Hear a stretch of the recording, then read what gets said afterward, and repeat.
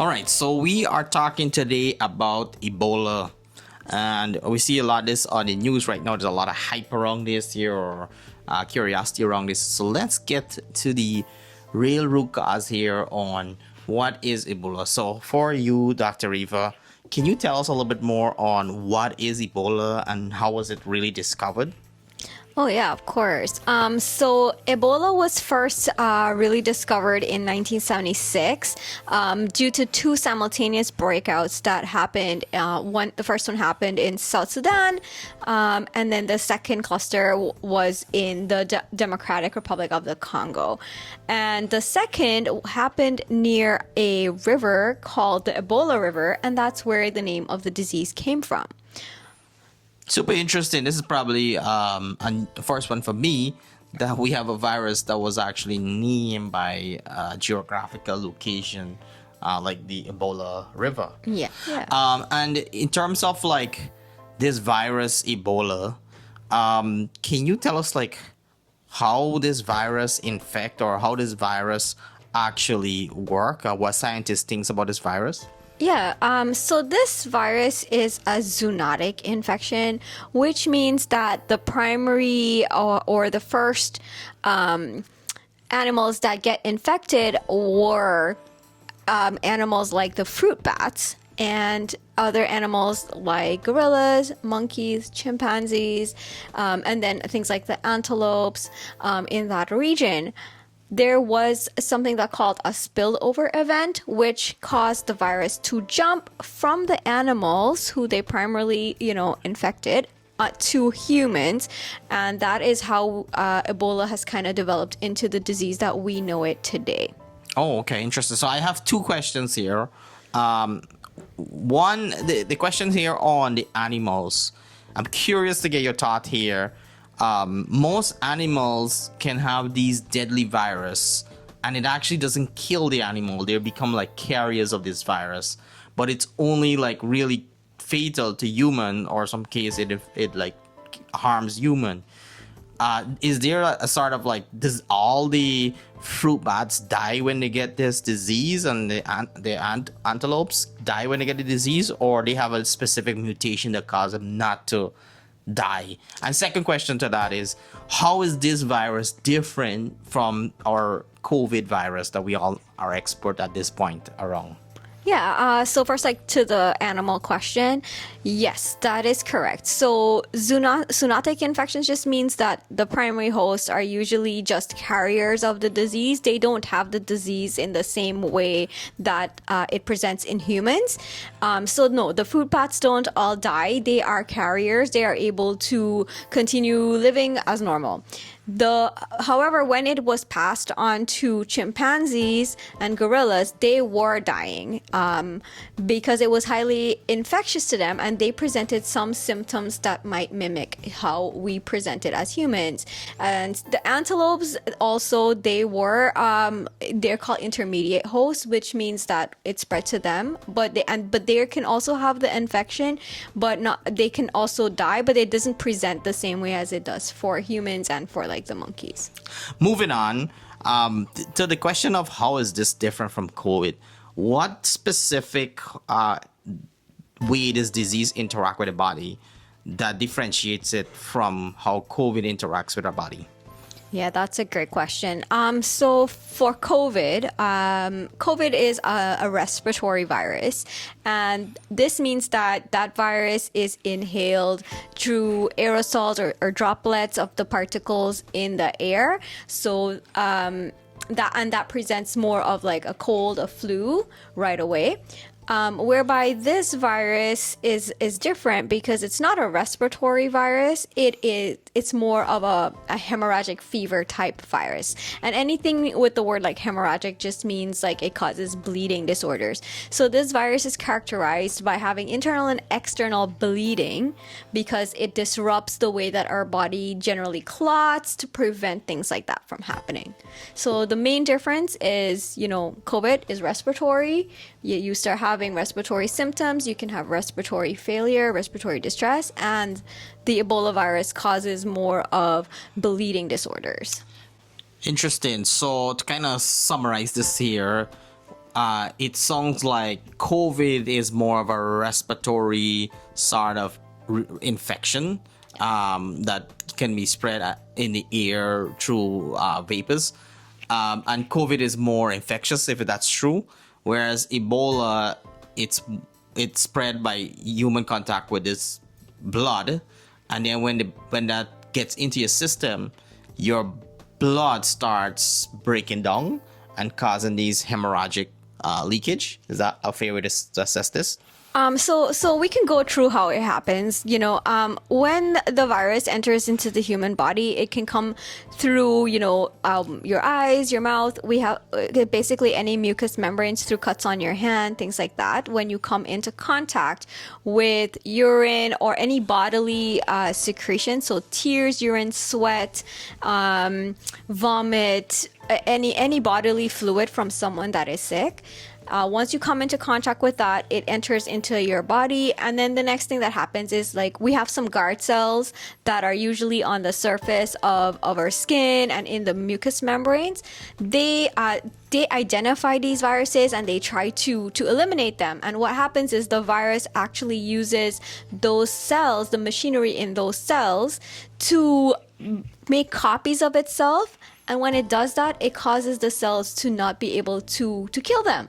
And so they can continue to multiply and they cause these cells to die. And it also gets released into our circulatory system, which is our blood system, right? So our blood vessels are like pipes. And so, the virus goes in there and it can then spread to all the other organs.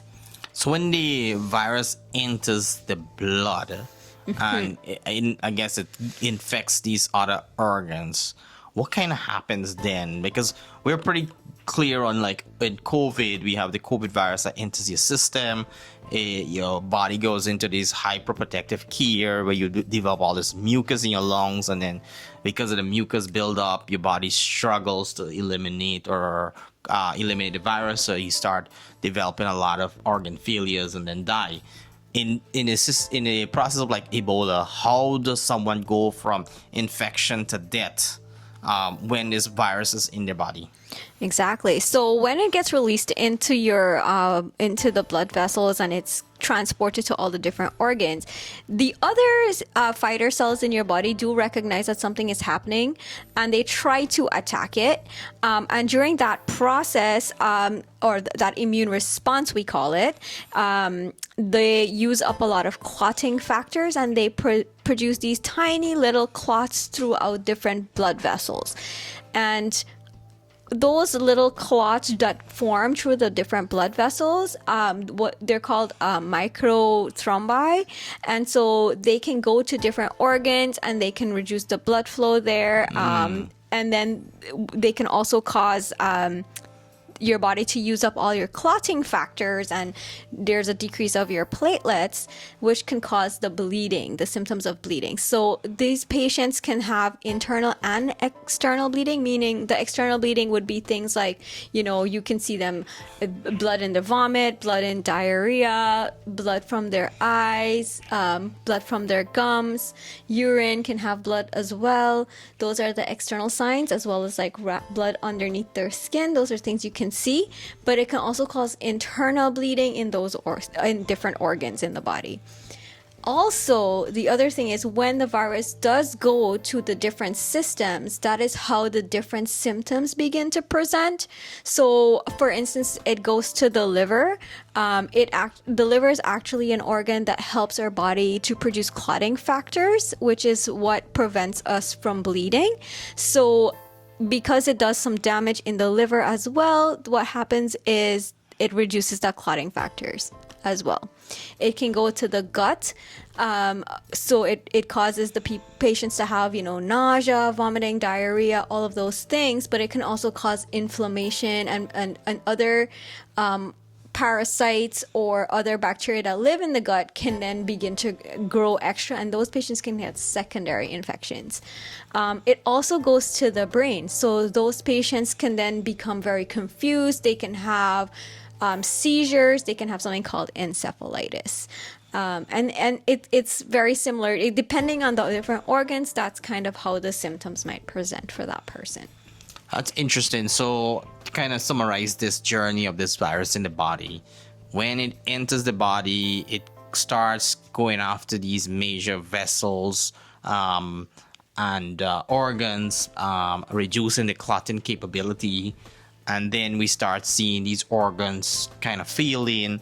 And through the feeling, you're seeing these, like, you're coughing up blood, or you might be spitting blood, or your urine might be blood, have like some content of blood, because your body can't clot these like damages inside, and hence these internal bleeding continues to like grow and grow and grow, and then you get to a point where you can't control it anymore, and that's why someone kind of dies. Yeah, the bleeding can cause, hypovolemia, and that kind of starves the other organs of oxygen. That can cause shock, and all of the different organs can begin to fail. So yeah, it's very serious, and usually at that point, like, patients need very specialized and advanced care. And so before we get into treatment, which I would love to talk about in a second, how do you map out the actual stages of this virus? So it enters your body. How long does the average Ebola virus take to get to a point where a person with it's clear that they have it, because these symptoms are obvious? And in a matter of how many days would someone kind of die if not treated from this virus? Yeah, so after coming in contact with someone's secretions, a sick individual's secretions, the incubation period is about 2 to 21 days, with the general symptoms beginning to appear within 6 to 10 days. Also, this timeline can change depending on the amount of contact you have, if there's a lot of virus in your body, things like that. So the symptoms are actually broken up into two parts. There's the dry symptoms and then the wet symptoms. So usually the dry symptoms can occur first. Those are things like they can have fever, body aches, muscle pains, severe headaches, weakness, fatigue, sore throat, loss of appetite. Those things can happen first.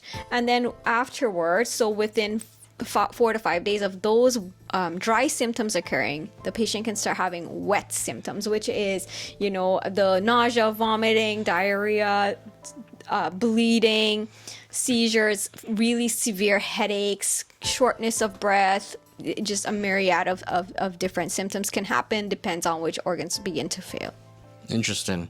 So now I do want to talk about treatment. What is some of the treatment out there for Ebola once it's clear as day that you have it? What are scientists now like treating Ebola with? Is there any vaccines? Is there an actual cure for this virus? Interested to get your thoughts here. Great question. Let's start with the vaccines. So there is a vaccine that the FDA approved in 2019 for adults to prevent Ebola, but the vaccine is called ERVO, ERVBO, and it is allowed for children as well from 12 months old onwards. But this one is for a particular strain of the Ebola virus. It actually does not protect against the current outbreak that is ongoing for 2026. Interesting. So those are prevention treatments, and that's the vaccine, which we're still trying to figure out what will be most effective for the current strand. What other ways people are getting treated from contacting Ebola? Yeah, so for the treatment, there is no direct cure. So there is nothing that will target the virus itself in your body or stop it from making copies of itself or damaging the organs. The approach to the treatment is what we call supportive treatment. So it's based on the symptoms that the patient is having. generally, if the patient's in pain, we will provide pain medication or analgesics. There's a lot of hydration that the patient will have because they are losing a lot of electrolytes and a lot of fluids, especially in the vomiting, the diarrhea, and all of that as well. It's basically very dependent on the symptoms that the patient is getting. Sometimes they might need oxygen if they're having, respiratory distress and things like that. And then if the symptoms are more severe or as the symptoms get worse, sometimes those patients might need dialysis if their kidneys are failing. We can provide some amount of medications to help with clotting factors, and other medications to help their blood pressure to stay stable and prevent shock. But mostly the therapies that we do have available are investigational, which means they're in clinical trial phases. So there's nothing yet on the market. There's nothing yet FDA approved for treatment. But there are special releases that you can use that allows patients to have access to these investigational treatments. Interesting. So basically, what I gathered there is that we don't have a miracle treatment for this virus. It's basically whatever symptoms present, treat the symptoms, but we don't have any specialized drug that a person can take to prevent them from dying from this virus. Yeah, so there are 4 of the investigational drugs right now that seem to have some amount of effectiveness against the virus. I know the 2 that are that most trials spoke about were the Regeneron pharmaceuticals. They produce a monoclonal antibody cocktail, and there's also a single monoclonal antibody and antibodies are what actually fights the virus itself. So there's also one from Ridgeback that seems to be close to the market, I think. And then there's also something called convalescent serum that can also be administered to patients. This is when we take serum which is a part of the blood from somebody that has recovered from Ebola, and then we transfuse that to the patient with the hopes that the antibodies that are in that blood can help that patient to fight the Ebola virus as well. You actually brought up 2 drugs there that rings a bell back in our early COVID pandemic age when we weren't sure how to treat it. Reservoirs? No. So there are 4 drugs, but those are the 2 most promising. There are 2 other drugs that are still being studied. One of them is remdesivir, which I think was on the news a lot when we were hearing about the different treatments for COVID. So I think that was the one you mentioned. Yeah, remdesivir. Yeah. And then the other one, I think, if I recall, during COVID time, that when patients were at a very fetal stage, doctors would have thrown a whole cocktail of antibodies, I guess, to the patient to see if they could help fight off the virus. Yeah. All right, so that kind of wraps up our podcast here on Ebola. I certainly learned a lot more on Ebola than I knew before. I'll pass over to Dr. Reeve. Is there anything else that you want to share with the audience here on Ebola? Something you should know about this virus, and any final thoughts here on Ebola? Yeah, so I do think that there has been great progress in the way that, this virus is being managed right now in the Congo. I think there was a lot of lessons learned from the past Ebola outbreaks. Some of the things that have changed is now there is local clinics and local personnel that are now equipped to treat and detect this as soon as it happens. They're able to detect cluster populations faster.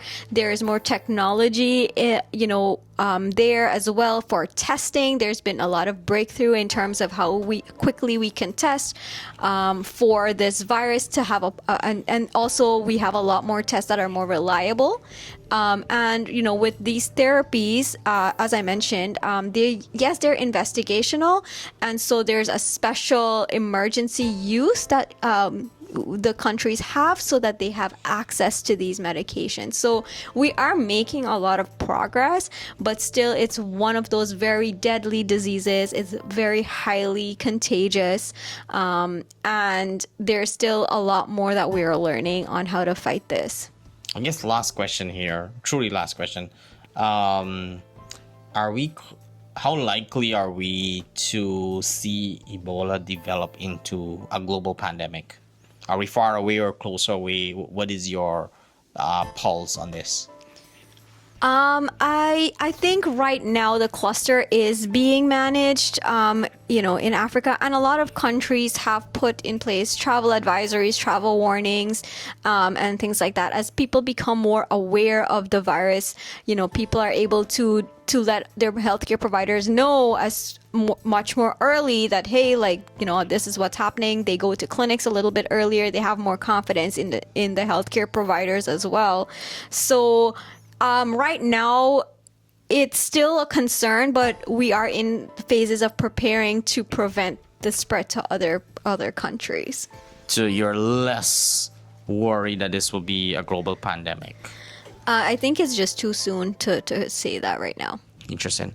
All right. Well, I hope this podcast was helpful. Really interesting discussion here on Ebola. Make sure that you share this podcast out to friends, family, get another perspective. And we are also crowdsourcing other topics that you would like to hear us deep dive in and have a conversation about it. So make sure you like, share, subscribe, leave a comment below. And that is it from me.